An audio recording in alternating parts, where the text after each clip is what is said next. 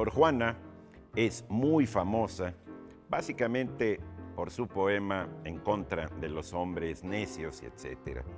Pero tiene unas poesías magníficas. Una de ellas es esta lira, que expresa sentimientos de ausencia y que dice en su principio: amado dueño mío, escucha un rato mis cansadas quejas, pues del viento las fío, que breve las conduzca a tus orejas. Si no se desvanece el triste acento, como mis esperanzas en el viento. Óyeme con los ojos, ya que están tan distantes los oídos, y de ausentes enojos, en ecos de mi pluma, mis gemidos. Y ya que a ti no llega mi voz ruda, óyeme sordo, pues me quejo muda. Sor Juana Inés. Esta es la dichosa palabra. Bienvenidos.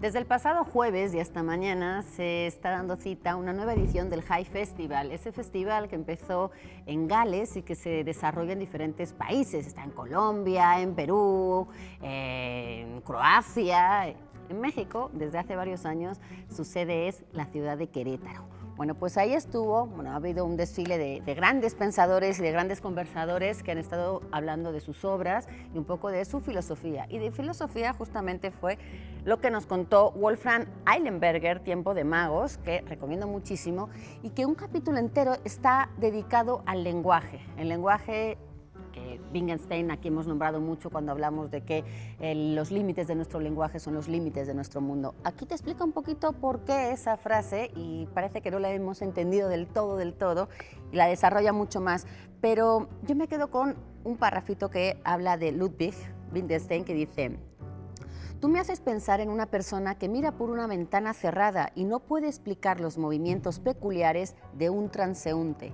No sabe que fuera hay un vendaval y que ese hombre quizás le cueste mantenerse en pie.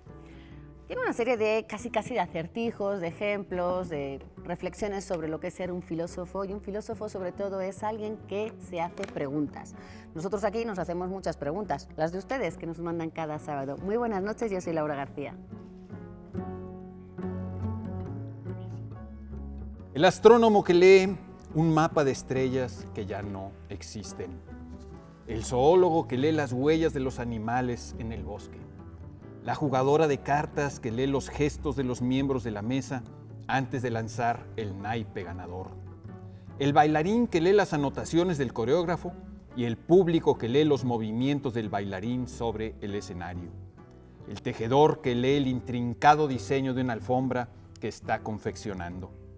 El organista que lee al mismo tiempo diferentes líneas de música orquestada. El padre que lee la cara de su bebé buscando señales de alegría, miedo o asombro. El adivino chino que lee las antiguas marcas en el caparazón de una tortuga. El amante que de noche lee a ciegas el cuerpo de su amada. El psiquiatra que ayuda a los pacientes a leer sus propios sueños desconcertantes. El pescador hawaiano que lee las corrientes marinas hundiendo una mano en el agua. El granjero que lee el clima en el cielo. Todos ellos comparten con los lectores de libros la habilidad de descifrar y traducir signos. Yo he descifrado y traducido esto de las páginas de una historia de la lectura de Alberto Manguel. Soy Pablo Boullosa. Buenas noches. Pues sí. Apuesto que tu libro de Sor Juana te costó 200 pesos. Bueno, no, subió de precio. Ah, ok. Porque ya es una reliquia, casi, eso es un billete de colección. Eso No se costó llama 200 plusvalor. Okay. Bueno, pues estamos aquí en La Dichosa Palabra desde hace un tiempo. Preguntamos en nuestras redes sociales ¿quiénes son? Es una pregunta de esas bien polémicas, porque cuando se habla de los mejores siempre hay grandes opiniones. ¿Quiénes son los 3 mejores escritores mexicanos de todos los tiempos? Y entonces hemos recibido realmente una cantidad increíble de respuestas. Pablo Valenzuela dice Manuel Acuña, Manuel Gutiérrez Nájera y Amado Nervo, quiero suponer que pone ahí. Martín Daniel Moreno dice Elena Garro, Juan José Arreola y Nelly Campobello, que yo sé que a ti te gusta mucho también. Y me gusta la respuesta de Carla Ceceña, dice Elena Poniatowska, Rosario Castellanos y Ángeles Mastreta, como el trío Calatrava, aunque ha habido mucha repetición de algunos. Pues yo me sorprendió, yo pensé que se iban a repetir más. Yo pensé que iba a haber más Rulfo, más Paz, más Arreola, pero no. Aquí tengo hasta Villoro, Sí. Spota, Sí, hay muchos. Hay muchos, ¿no? Aquí, por ejemplo, Claudia Gutiérrez Tena dice José Vasconcelos, Miguel León Portilla y Sor Juana Inés de la Cruz, lo menciono por Sor Juana que acabas de leer, y San Pedro Carmín dice Jaime Sabines, Fernando del Paso y Octavio Paz, un trío al que no le gustaría estar juntos, sospecho. Se pondría buena la plática. No le habría gustado mucho convivir, pero no lo sé. Cari Carrera dice que Armando Nervo, Rosario Castellanos y Octavio Paz. Octavio Paz es, digamos, en nuestras estadísticas el que más ha salido. ¿Sí? Tiene moneda. Las estadísticas de la dichosa palabra. Tiene estadísticas de la dichosa palabra, no fuera de ella. Paz. Y O. Barragán dice que Elena Poniatowska, Rosario Castellanos y Guadalupe Amor, que bueno, es poetisa. ¿Sí? Es decir, separa entre escritora y escritora de poemas. Pero Guadalupe es amor, como diría Rigo. Sí, no, que es lo principal. Sí. Bueno, aquí le mandamos una felicitación a Alma Velasco, que es su cumpleaños. Y un abrazo también a Germán Ortega y a Carla Montenegro, por supuesto. Muy Así grande es. para ellos. Y bueno, vamos a ver una de las preguntas que nos hace ahora Mario Israel Hernández Rodríguez. Quiere que hablemos sobre la importancia de leer libros en su idioma original. Órale, pues. Buenísima pregunta. Fíjate que aquí también viene en ese capítulo sobre la traducción, porque es un poco polémico. Si tú piensas en si es mejor leer un libro en versión original, pues sí, claro, ¿no? Es mejor leer a un escritor como lo ha escrito. El problema es que nosotros no sabemos muchos idiomas, entonces nos impide entender un texto que está escrito en un idioma que nosotros no conocemos.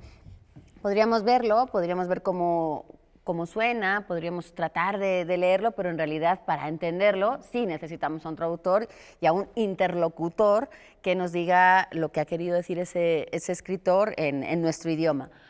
Ha habido mucha polémica porque la función de un traductor depende, ¿no? de quién sea el traductor o de lo que pida la editorial, etcétera, etcétera. Hay gente que dice que el traductor tiene que dar exactamente la versión del original y que si el original viene con errores, el traductor los tiene que mantener porque es parte de lo que se tiene que mantener siendo, digamos, fiel al original. Porque no se trata de hacer un buen texto, sino de hacer una buena traducción. Y una buena traducción tiene que mantener, digamos, el estilo, el ritmo, las alusiones y demás de un texto que está escrito con una intención o con sus defectos. Entonces, esa es una corriente y hay otra corriente que dice que no, que en realidad lo que tiene que hacer un traductor es ver exactamente cómo producir el mismo efecto en un lector de otra lengua. Y en ese caso hay ciertos aspectos que son intraducibles sin traicionar un poco a ese texto original. Por eso esta famosa frase de traductor traidor, que se dice sobre todo en italiano, traduttore traditore, haciendo ese pequeño juego de palabras, porque un poco lo que dice es que si, por ejemplo, tenemos humor o alusiones, ironía, ¿cómo tú puedes volcar esa ironía sin cambiar ciertas palabras del texto para provocar ironía que en otro idioma se dice de otras formas y con otras palabras? Entonces, habría que buscar esa misma fórmula y buscar las palabras que se utilizan para lograrlo en el idioma destino, por así decirlo.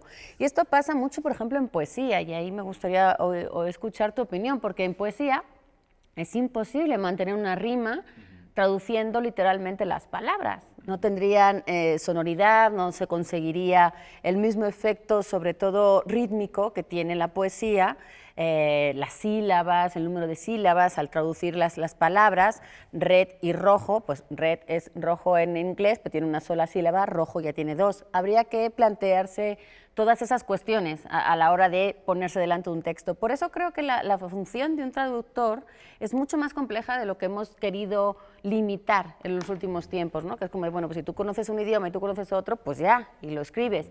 Y yo creo que la función de un traductor requiere de mucho más tiempo porque tiene que investigar los contextos, la obra del autor, cómo es el estilo, de qué obra viene haciendo textos, y entonces si ese nuevo texto al que tú te enfrentas por primera vez viene de una, digamos, de una saga, de una tradición de escritura que tienes que tener en cuenta a la hora de plasmarlo y de usar esas otras palabras en otro idioma.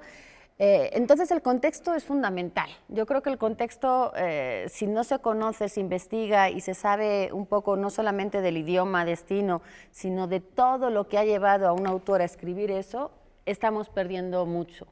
El humor se me hace dificilísimo, las alusiones a cuestiones culturales. Imagínate los dobles sentidos de las palabras serían inútiles. Sí. Por eso la traducción literal a veces sí se puede y a veces hay que provocar justo separarse de la traducción literal. Y por eso la tecnología ahora es tan compleja, porque la tecnología no sabe de intenciones. La tecnología, las traducciones, los traductores automáticos lo que hacen es ver la palabra, busca en su diccionario, lo hace rapidísimo, eso sí, pero de todas las acepciones que tiene un diccionario, no siempre sabe a ciencia exacta cuál es la que corresponde ahí. Y por eso esas traducciones todavía no están bien hechas. Yo creo que sí se llegará a un nivel bastante aceptable, no sé de qué manera, pero hoy por hoy las traducciones te ayudan a entender algo, pero para la literatura en general no se me hace suficiente. Entonces, sí.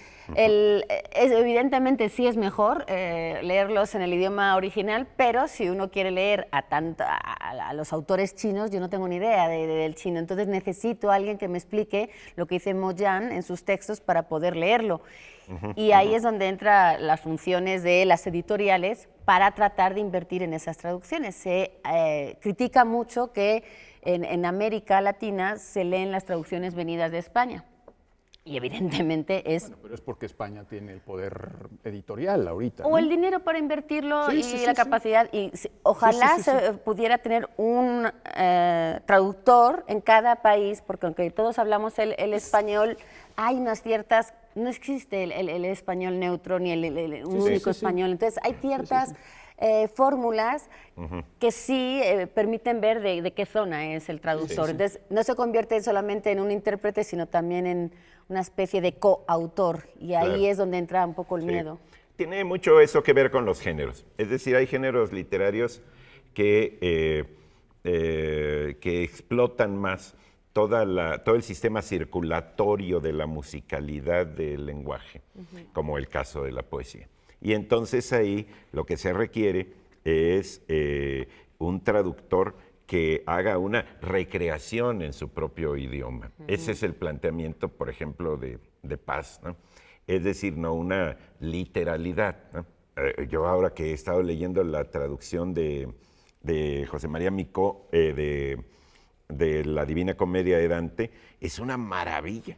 Uno siente que realmente es un poema lo que está leyendo y no una historia puramente narrativa. ¿Sí? Que a veces la Divina Comedia se traduce así como prosa nada más, sí, ¿no? Sí. Que cuenta una historia, ¿no? Las traducciones. Pero eso es una interpretación también. La que también. publicó Vasconcelos, por ejemplo, que difundió por todos lados, es una traducción en prosa. Es decir, renuncian de antemano a eso. ¿Por qué? Porque el idioma, y tú lo mencionas muy bien, sobre todo en la cuestión del humor. ¿Por qué? Porque el humor tiene mucho que ver con la afectividad, ¿sí? Los chistes de otro humor culturalmente distinto no nos dan cosquillas, ¿sí? Sí. En cambio, la cuestión con...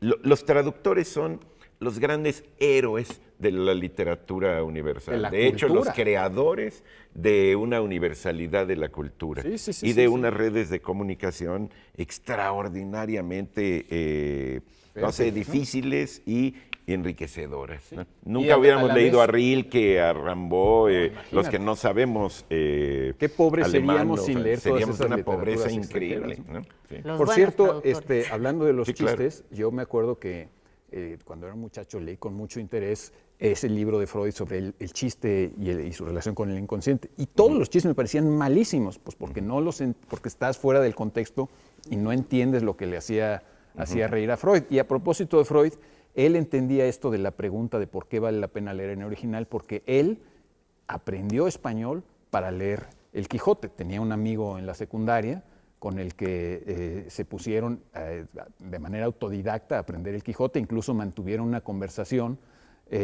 por escrito durante muchos años y usando nombres del Coloquio de los Perros, como si fueran dos protagonistas del Coloquio de los Perros, uno era Berganza, el otro no me acuerdo cómo se llamaba, y se escribieron así, tenían esa pasión por El Quijote y por leerlo en su lengua original. Por cierto, también Pushkin leyó El Quijote en su lengua original, aprendió español para leer El Quijote, y también se dice que el primer ministro de Israel, David Ben Gurión, aprendió español para leer El Quijote. No Tú es puedes fácil. entender un idioma aprendiéndolo, digamos, no sé, en la escuela, pero meterte a un texto de mayor complejidad, Es muy yo difícil, puedo sí, sí. en otros idiomas, no sé, leer muy bien las instrucciones de los cornflakes, ¿no? Porque es un lenguaje muy básico, la Estándar. sintaxis, todo eso, pero ya meterse a una cosa técnica, bueno, a una narrativa en literatura, sí. peor. Y ya a poesía, ay sí, lo que uno tiene que hacer es tenerle confianza a sus traductores y encontrarte tus traductores a los que les tienes Sí, sí, sí. confianza. Y comparar vemos traducciones. que la traducción es de Tomás Segovia, decimos, ancha es Castilla. Órale, entremos ahí con, no vamos a andar pisando minas escondidas, ¿no? Que nos exploten. Por eso es bien importante también mencionar a los traductores de las obras, porque Claro, si que es lo que bien tratamos de las hacer aquí. ideas Sí. de los textos no son de ellos, sí le han dedicado un Sí, sí, tiempo sí. y una investigación. Y por último decir que ya que estamos en septiembre, en este programa lo hemos dicho mucho, pero el 30 de septiembre, San Jerónimo es el patrón de los traductores, es el Día del Traductor, porque fue el primero que hizo la traducción de la Biblia al latín. Bueno, Vamos a La Vulgata. voy a decir en inglés Sí. la dichosa palabra de hoy. ¿sí? The Lucky Word. No la voy a decir en inglés, pero ahí va. Congoja, desasosiego, temor. Cara del dado opuesta a la que se considera, es interesantísimo. Estado del mar que amenaza la navegación. Hundimiento de una nave. Palabra con raíces latinas contradictorias. Título de un poeta de Jerez. Tenemos. Está fácil.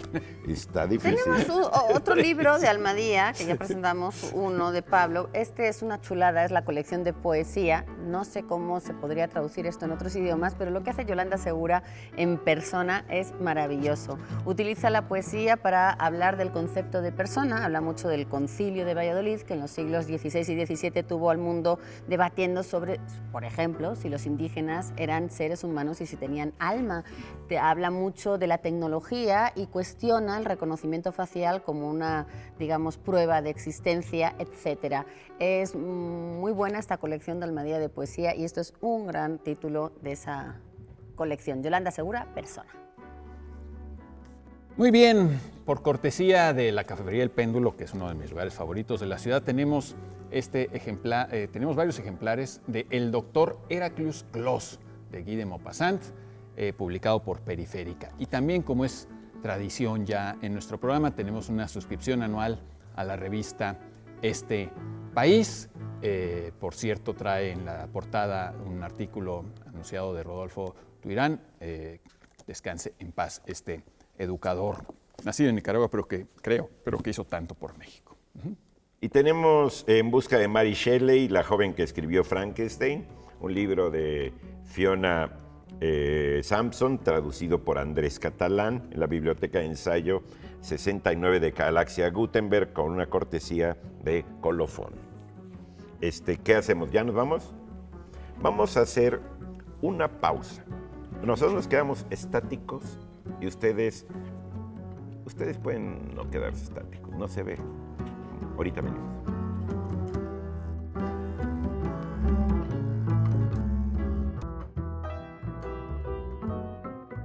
leyendo? Estoy releyendo Balas de Plata de Elmer Mendoza. Estoy leyendo los diarios íntimos de Anais Nin. Estoy leyendo un libro que se llama El maravilloso mundo de la tecnología, editado por Daniel Mayo. Pues es necesario volver a releer toda la saga del Zurdo y ahorita acaba de publicar su última novela juvenil. Porque es un tipo de literatura muy personal, que no es poesía, no es un cuento, es ella misma. Es un libro que trata con caricaturas, por así decirlo, divertidas y entretenidas, cómo se ha usado y ha evolucionado la tecnología a través de los años.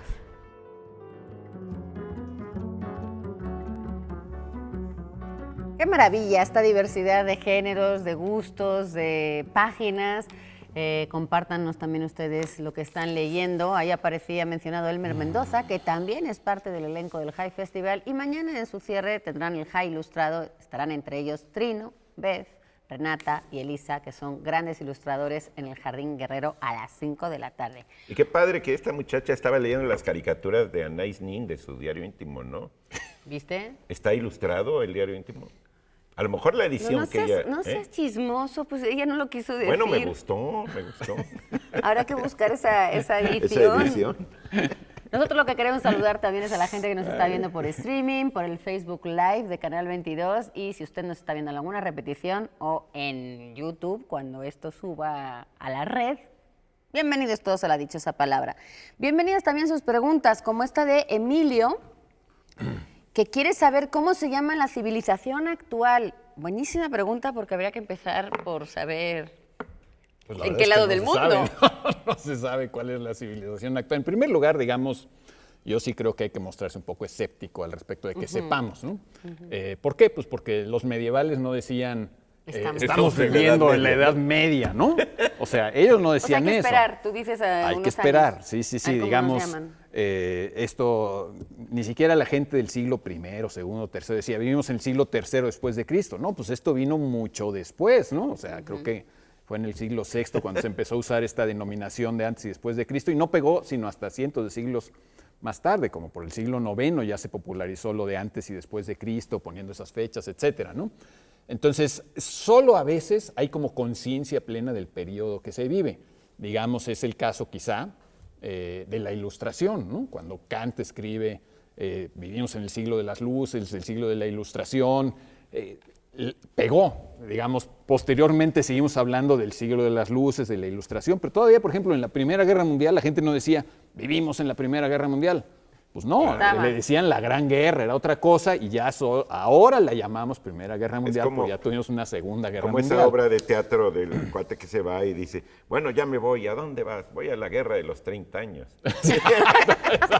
Uy, pues te queda mucho por delante. ¿Cómo vas a saber? Entonces, primero hay que mostrarnos efectivos, no sabemos, ¿no? Ahora, algunos te van a decir que vivimos la gran era de la globalización, que pues depende de lo que midas, porque desde que el hombre emigró de África, pues hemos estado en la globalización, ¿no?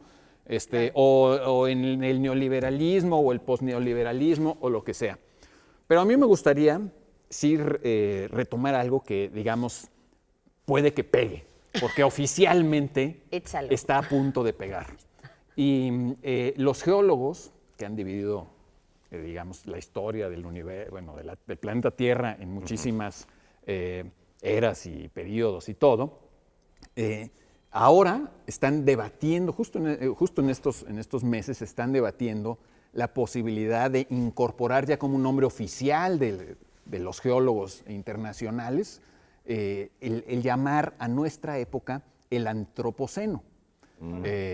Recordemos así, digo, muy básicamente que estamos en la era cenozoica, que habría comenzado con el famoso, la famosa caída del meteorito allá en Yucatán, ¿no? Cuando se extinguieron los dinosaurios, comenzaron a surgir los primeros mamíferos grandes, etcétera.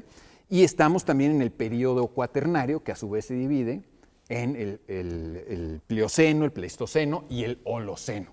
Se supone que vivimos, ahorita oficialmente vivimos en el Holoceno, de holos, raíces griegas, todo, y esta terminación en seno vendría del griego kainos, que significa nuevo o reciente. Entonces, digamos que ellos ahora quieren incorporar una nueva era, pues por todo lo que está ocurriendo con la Tierra, justamente por la acción de los humanos, y sería el antropoceno. Y hay muchas distintas posibilidades de cuándo comenzaría el antropoceno. Pero primero déjenme contar como una breve anécdota de dónde viene esta palabra. Al parecer, ya estudiosos habían formado la palabra aquí y allá, pero realmente cuando pegó fue a partir de una ocurrencia de un químico holandés. Mira nada más, un químico. Un químico holandés que estaba, que después se ganó el premio Nobel, creo que se llama Crutzen, Paul Crutzen, y que en una conferencia estaba él en una mesa con grandes sabios y estaban discutiendo todos los problemas del Holoceno que estamos viviendo y no sé qué. Y él de pronto se dio cuenta y dijo, es que ya no es el Holoceno, estamos viendo algo completamente distinto. Y les dijo, no, ya no hablemos, ahí se le ocurrió y les dijo, no hablemos del Holoceno, esto es el Antropoceno. Y pegó así como los memes de Richard Dawkins o el internet, y pegó.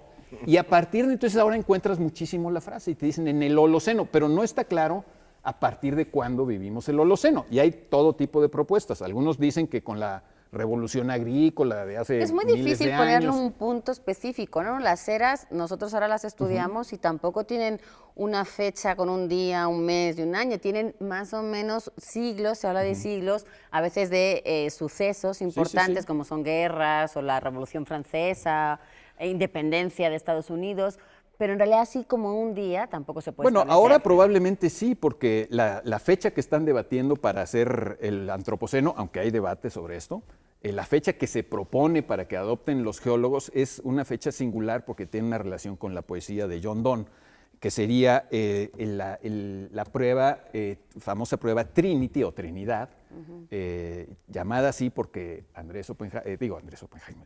Robert Oppenheimer le puso así, el director de este proyecto de Los Álamos y del proyecto Manhattan, le puso así a la primera prueba del primer estallido de una bomba nuclear allá en Nuevo México, en un desierto que si no me equivoco se llama Jornada del Muerto o algo así, y eso ocurrió en julio de 1945. Y si los geólogos se ponen de acuerdo, pues va a quedar hasta la fecha exacta Claro. de a partir de Con tal hora. fecha es el antropoceno, aunque obviamente, digamos, en la ciencia en general no hay nunca una frontera bien definida. Porque además depende mucho de quién es el que está hablando.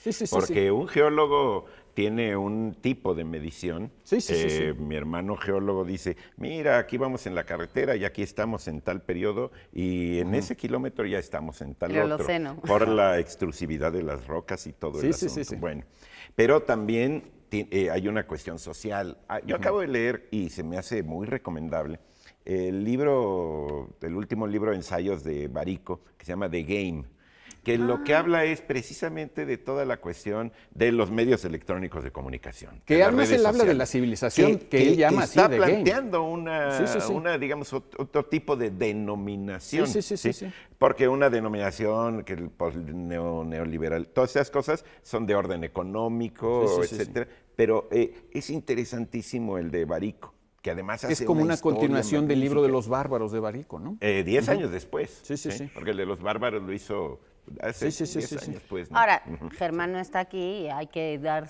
su voz en esta mesa, pero habría que decir que en otros lugares del planeta se tiene también otra medición y posiblemente esta civilización sería con otra medición en otros tiempos y con Sí, otra... aunque desde luego, digamos, si realmente aceptas lo del antropoceno, pues eso Habría que afecta a ser todo un el planeta, mundial, porque claro. la atmósfera es de todos, aunque tú seas un indígena viviendo en el Amazonas, apartado del mundo, pues el aire que respiras, el suelo donde estás, la contaminación, ya alcanza todos los niveles del planeta. En ese sentido, yo sí. acabo de ver un libro de Marc Aullier, un antropólogo francés, que se llama El fin de la prehistoria de la era planetaria. Es decir, está planteando la era planetaria. ¿En qué sentido? En un sentido, no sé, también como de globalización, Sí, pero sí, sí, sí. planteando la diversidad de los distintos pueblos y las cuestiones culturales. Y entonces meterse a esas denominaciones, qué bueno que con eso comenzaste la respuesta, porque es a donde vamos a llegar. Y habría que incluir definitivamente esta nueva era de comunicación. Claro. Tiene que ver mucho también, no solamente la tecnología, que la tecnología viene desde mucho más atrás, pero digamos que no sé si Internet, pero desde luego esa globalización, como tú mencionabas al principio, tiene que ver también con esta capacidad de comunicarnos en tiempo real con todo el planeta, y eso lo ha permitido la forma de comunicarnos y el estar interconectados por esta red, y yo supongo que en el futuro sí se darán cuenta que hubo un cambio en Yo todo. propongo que cada uno de los que tiene alguna disciplina, los médicos, los antropólogos, los ingenieros, los cibernéticos, haga su denominación y nos la mande, de ¿no? origen. Para ver en qué civilización, en qué época estamos, ¿no? Y Porque aquí es como una elegimos pregunta o cómo. para el público, ¿no? Sí, es una pregunta para el ¿En qué público. A ver, civilización usted que es estamos viviendo? modisto. Ahí la tenemos para el sábado que viene. ¿En qué época a nivel de modistos estamos, no? ¿En qué época a nivel de, no sé, a Jesús Ramírez Bermúdez, a nivel de investigaciones sobre el cerebro, a Gerardo Herrera en la cuestión física, ¿sí? Y que nos manden denominaciones porque nos declaramos no incompetentes, sino no definitivos. ¿Sí? Eso es una sentencia lo suficientemente fuerte para terminar esa divagación de la civilización. Nosotros tenemos ahora el momento para darles la dichosa definición, tras la cual se esconde la palabra de esta noche: congoja, desasosiego, temor, cara del lado opuesta a la que se considera estado del mar que amenaza la navegación, hundimiento de una nave. Es una palabra con raíces latinas contradictorias y también es el título de un poeta de Jerez. Es muy bonita la palabra, es muy bonita la definición, es muy poética, ¿no? ¿Y los libros? ¿Cómo son los libros que nos vamos a llevar? Tenemos ejemplares de esta maravillosa colección Biblioteca Scriptorum Graecorum et Romanorum Mexicana de Columela, el libro de los árboles, que es un tratado de árboles justamente de la época clásica. Viene en la versión de Julio Pimentel Álvarez y es una cortesía del Instituto de Investigaciones Filológicas y del Centro de Estudios Clásicos y de la Coordinación de Humanidades de la UNAM. Y tenemos una novela de Coetzee, el premio Nobel, que se llama La muerte de Jesús, que cierra una trilogía. No es de Jesús, el famoso Jesús, sino de un personaje, ¿sí? Esto es una cortesía de Penguin Random House. Y tenemos de Artes de México, que siempre hacen unas cosas espectaculares, colección Luz Portátil, que tiene muchos títulos y lo que hacen es, digamos, combinar textos con fotografías. En este caso tenemos dos títulos: Otras ciudades invisibles, de Lorena Campbell y Óscar de la Borbolla, que si no me equivoco mañana cumpleaños y recibe un homenaje en Bellas Artes. Sí, a las 12. A las 12, ni más ni menos, para que vean. También Óscar de la Borbolla tiene otro título en esta colección, Mar Urbe. Y bueno, pues aparte de que las fotografías, no sé si se vean o se puedan Lorena ver. Campbell, buenísimo. Sí, es una combinación estupenda, es una colección estupenda y también una colección de fotografías, aparte de los libros. Y aquí al principio tienen el texto, ¿no? Y también tenemos El medio terrestre, que firman Ilan Rabchensky y Mario Belatín. Lo que trata un poco es hablar del mundo de los animales, pero sobre todo los que están en zoológicos. Hay unas fotos bastante interesantes y bueno, pues es un mundo animal dentro de todo. Así que también pueden llevarse esos libros a todos los que nos contesten esta noche por todos los medios que tenemos abierto. Y para que lo hagan, nos vamos a un corte y volvemos ya que hayan contestado. Nos quedamos estáticos hoy, ¿no? Ahora no.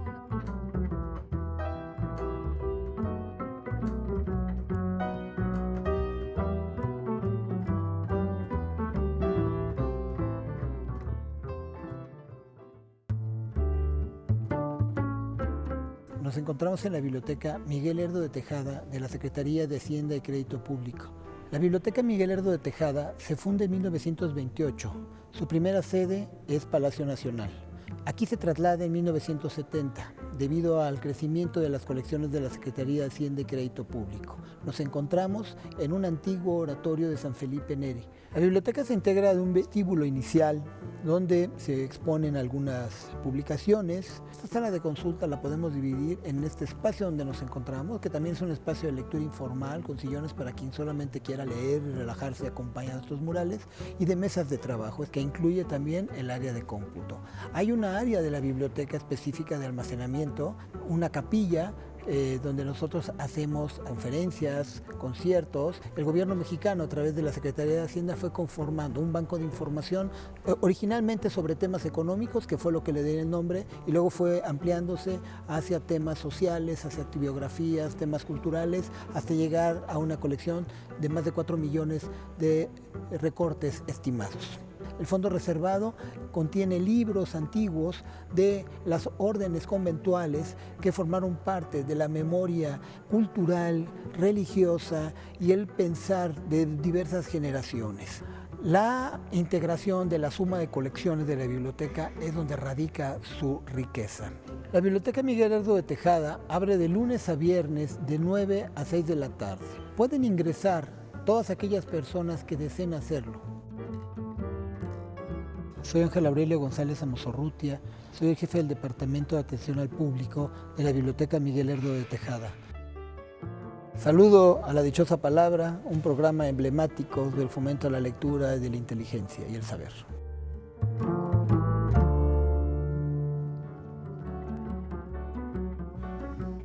Pues qué gran lugar la Biblioteca Miguel Lerdo de Tejada de la Secretaría de Hacienda y Crédito Público, allá en el antiguo oratorio de San Felipe Neri, de estos lugares maravillosos que hay en el centro de nuestra ciudad.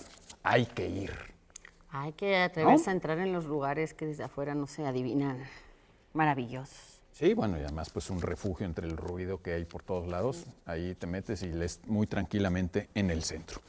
Bueno, ¿quieren saber sobre? De esto dice el libreto. Bueno, lo que sé es que nos llegan preguntas. Como esta de una muy joven espectadora de nuestro programa que se llama Sara Rebeca y que tiene apenas 9 años. ¿Plantea ya dudas? Y ya nos plantea una duda importante. Nos dice que si podríamos hablar de la historieta como género literario. Historieta. Y está muy adelantada la Sara, ¿verdad? Sí. Muy bien. Muy bien. Está planteando además Sara Rebeca. El problema con el que se abre la poética de Aristóteles hace, no sé, 25 siglos, ¿sí? Una cosa así, ¿no? Sí. Que es el de los géneros literarios, ¿no? Los géneros literarios son formas concurrentes, repetidas, de comunicación y de expresión que van cambiando según las épocas y las culturas. ¿Sí? Antes, por ejemplo, era un género literario, los sermones de las iglesias, y se publicaban. Wow. Ahorita ya nadie se atreve a publicar los sermones de los domingos.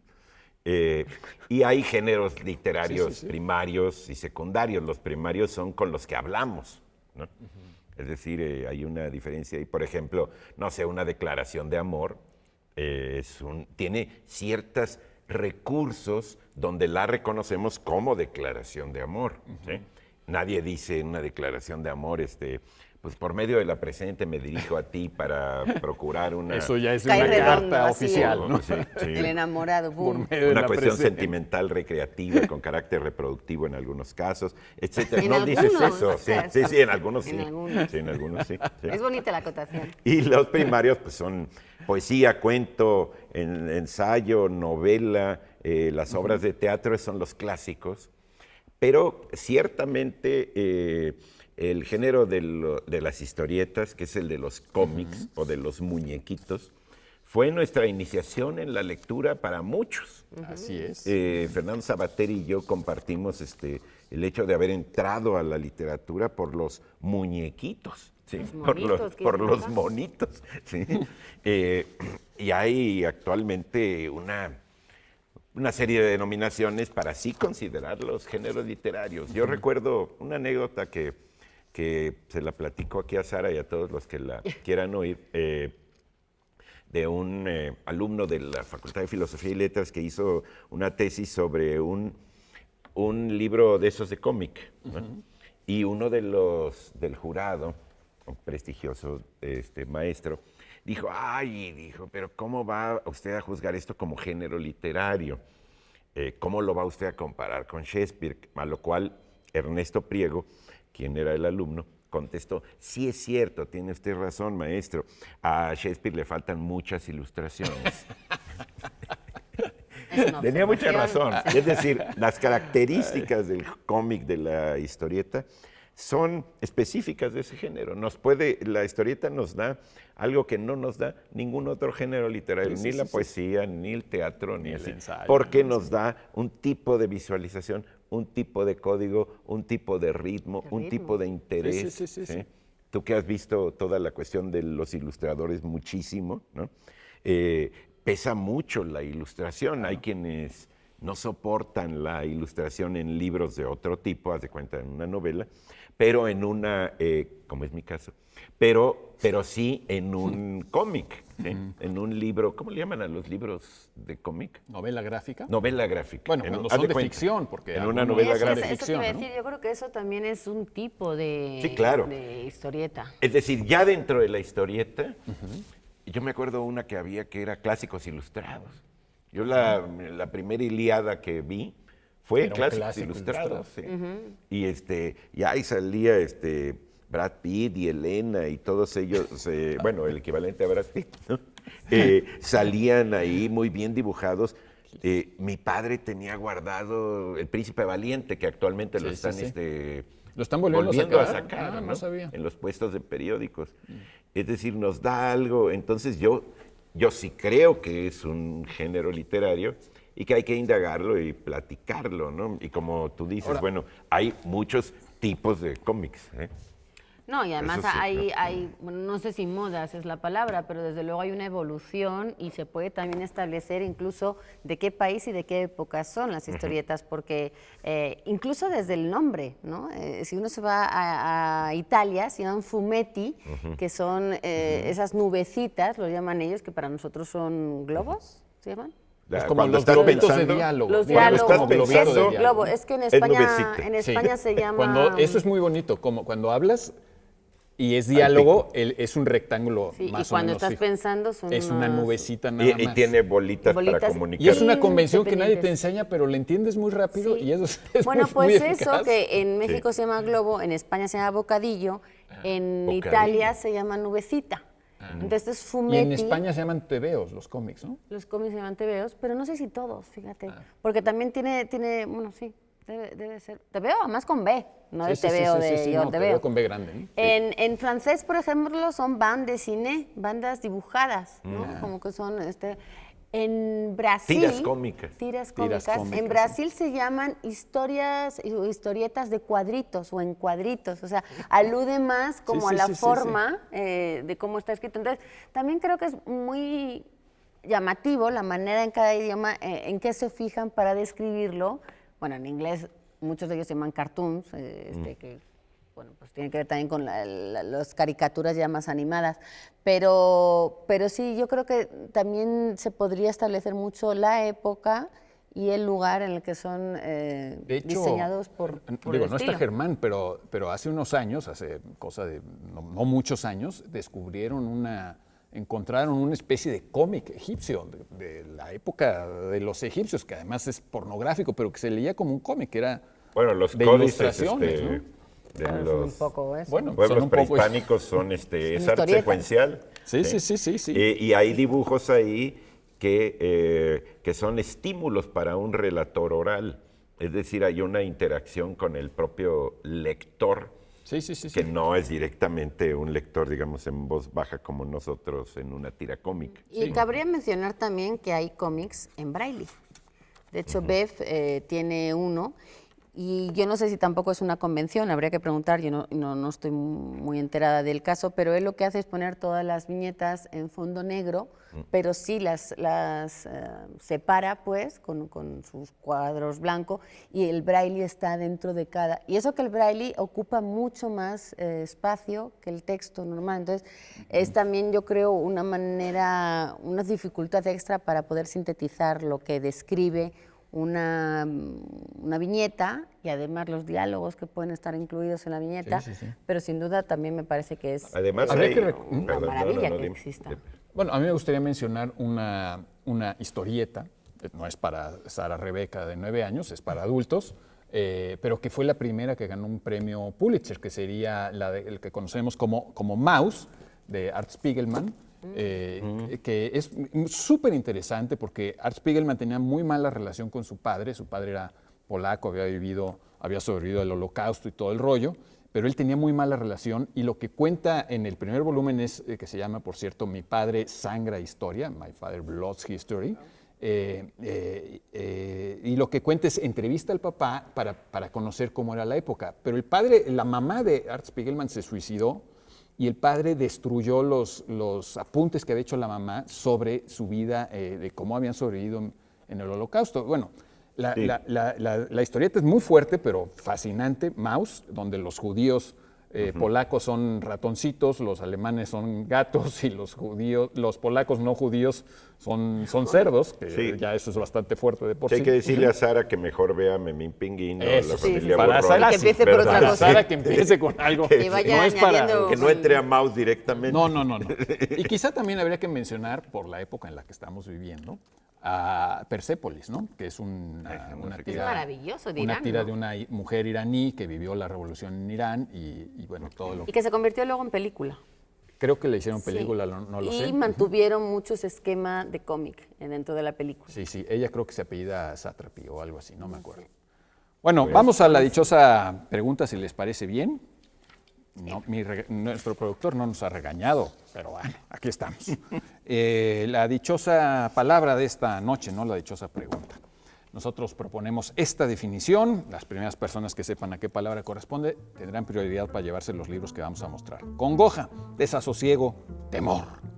Cara del dado opuesta a la que se considera. Estado del mar que amenaza la navegación, hundimiento de una nave. Palabra con raíces latinas contradictorias. Eso es importante. Y que aparece Título. avanzado en el diccionario. Título de un libro de un poeta de Jerez. Título, sí, de un libro de un poeta de Jerez. Ah, sí, pero... Bueno, ya lo tenemos- has hecho todavía más claro, pero es que en realidad, bueno, está bien, ya Sí. más pistas ya no hay. Es que ya vamos a acabar ya para que se Eso, lleven todo. eso. Todo. Entre lo que se llevan, un libro de poemas de Ronnie Some, que es una edición bilingüe, traducción del hebreo por Alberto Uberman y Angelina Muñiz Uberman, de Trilce Ediciones. Es un magnífico libro de poemas. Viene en hebreo y en español, bueno, etcétera. Ya no abundo más. De Océano Gran Travesía y de Francisco Hagenbeck, a quien mando un abrazo desde acá, y con ilustraciones de Patricio Beteo, Deidades Menores. Un libro que se pensaría que está dedicado a dioses. Bueno, no, habla de Ray, un joven que vive en un pueblo bastante alejado, donde aparecen un día un grupo de ancianos que revuelven todo. Es una novela policíaca, como las que nos tiene acostumbrados Hagenbeck, y ganó el Premio Bellas Artes de Novela José Rubén Romero. Interesante, porque Tiene además parece... ilustraciones, ya dijiste, ¿verdad? Sí, y de hecho este libro estaba pensado para ser una novela gráfica. Justamente ahora que estábamos hablándolo, no tiene tanto, pero al principio sí aparece en un capítulo justo viñetas. Con sus monitos. Y lo que hizo Paco fue convertirlo luego en una novela que, además de tener mucho éxito, es una de las favoritas de este género para la gente que gusta leer novela policíaca. Muy bien, y también tenemos ejemplares de La naturaleza de la lengua, de José Luis Díaz Gómez, este investigador, este neurocientífico tan importante mexicano, que nos habla pues del aspecto científico de la lengua, un título importante publicado por Editorial Herder. Y antes de que vayamos a hacer una pausa, esperemos que sea muy extensa por la cantidad abrumadora de patrocinadores que están llegándonos, pero antes de esa pausa, vamos justamente con Patricio Beteo, que el ilustrador del libro que acaba de mostrar Laura, porque nos va a hablar un poco acerca de esta arqueología del libro que está haciendo la producción de La Dichosa Palabra, muy interesante.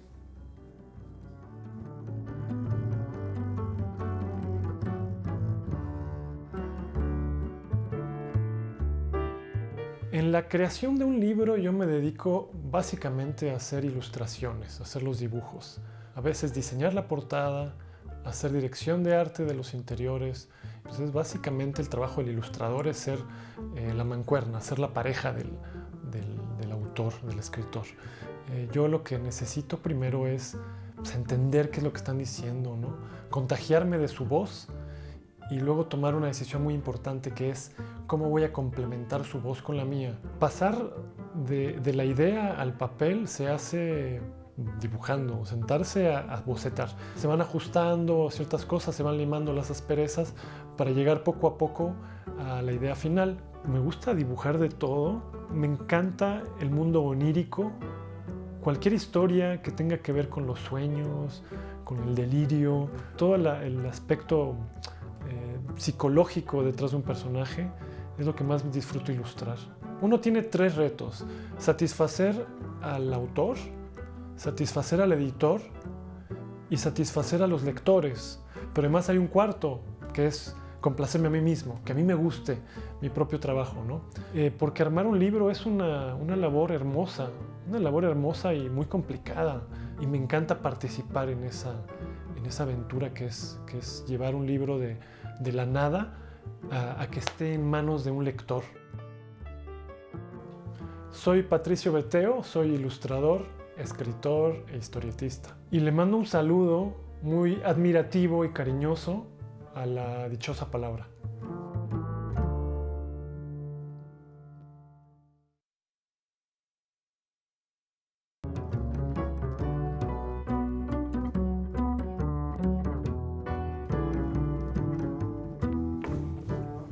Pues aquí seguimos en la última parte de nuestra dichosísima palabra, que lo es, porque estamos conectados con ustedes. Casi se ve, se siente que ustedes están presentes. Bueno, y tengo una pregunta de Sara Santillán que dice, ¿qué significa fenomenología? Fenomenal. Esa pregunta fenomenal. Bueno, pues tendría que ser como la ciencia de los fenómenos, digamos, etimológicamente un poco tendría que venir por ahí. Los fenómenos pues tiene su raíz fainómeno, o algo así, que es una raíz latina y griega, que tiene que ver con una antiquísima raíz que significa lo que brilla, es decir, lo que es percibible. Y justamente si uno va, digamos, a la definición de fenómeno, lo que va a encontrar es que un fenómeno es eso que percibe en tus sentidos, pero que además se hace consciente en tu conciencia. Entonces, digamos, la fenomenología sería el estudio de lo que es percibible, pero además que es consciente. Y el término, obviamente, pues se usa sobre todo de forma muy famosa en la filosofía y en particular en la famosa fenomenología del espíritu de Hegel, antes de lo cual a mí me gustaría hacer un comentario personalísimo para decir que yo desconfío mucho de muchas presuntas ciencias que usan esta terminación griega logos, ¿no? Para tener como esa cosa científica, ¿no? Por ejemplo, darle aval. Por ejemplo, la frenología, ¿no? Que era muy famosa a finales del siglo XIX, principios del XX. Que es la ciencia de los frenos.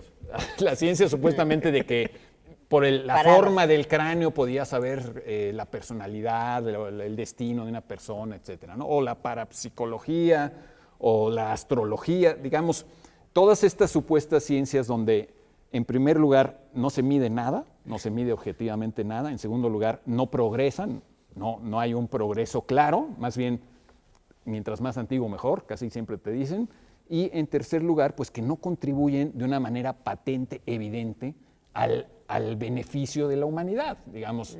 En cambio, la biología pues contribuye, ¿no? Las verdaderas ciencias avanzan, van modificándose, se van midiendo y contribuyen. La fenomenología del espíritu, por mucho prestigio que tenga filosófico, pues está en ese caso, no contribuye pacientemente al beneficio directo de la humanidad, no se mide objetivamente nada y pues no prospera porque pues, vuelves a estudiar a Hegel y sigues clavado en Hegel.